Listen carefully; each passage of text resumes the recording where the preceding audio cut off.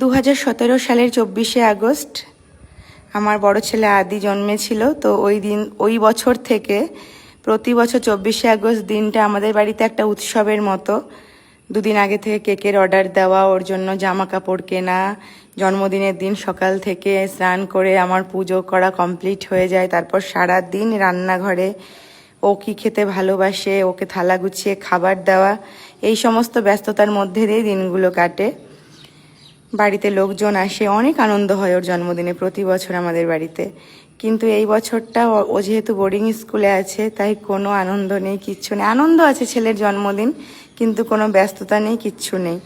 স্কুলে ওর জন্মদিন সেলিব্রেট হবে, তো তার জন্য ওখানে ব্যবস্থা সব কিছু হয়ে গেছে।